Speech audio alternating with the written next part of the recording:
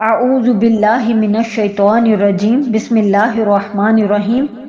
اللہم، اے اللہ، صلی، رحمت نازل فرما، صاد لام واو۔ اب دیکھ لیجئے صلی کے 3 مطلب آئے ہیں، بہت وسعت والی زبان ہے عربی۔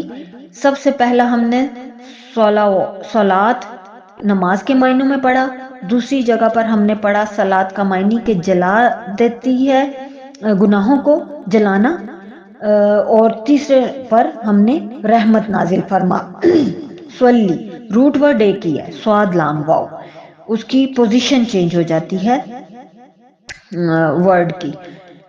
صلی رحمت نازل فرما، علی اوپر، محمدن محمد کے صلی اللہ علیہ وسلم، وعلی اور اوپر، آل محمدن آل محمد کے صلی اللہ علیہ وآلہ وسلم، کما جیسے، صلیتا تو نے رحمت نازل فرمائی، ماضی کا صیغہ ہے، تا آیا ہے آخر میں تو تا کے اوپر زبر ہو تو پریزنٹ کا صیغہ ہے، تو نے رحمت نازل فرمائی، علی اوپر، ابراہیم ابراہیم کے، وعلا اور اوپر، آل ابراہیم آل ابراہیم کے۔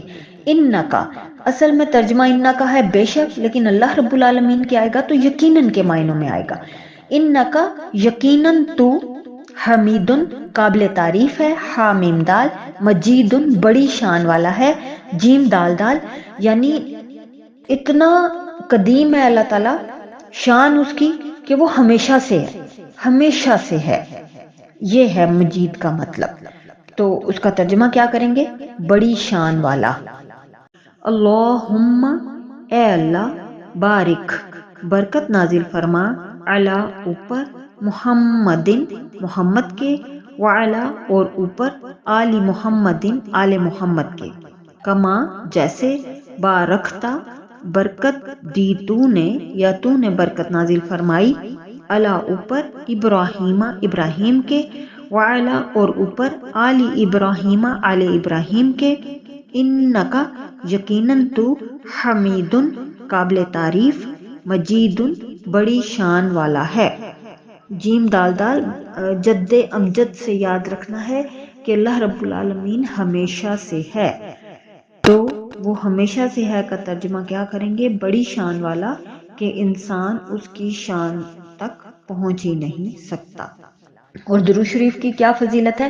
نماز کے علاوہ اگر کوئی انسان پڑھتا ہے، ایک بار پڑھنے سے 10 گناہ معاف ہوتے ہیں، 10 درجات بلند ہوتے ہیں اور 10 نیکیاں ملتی ہیں۔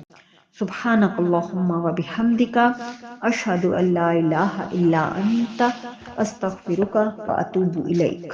السلام علیکم ورحمۃ اللہ وبرکاتہ۔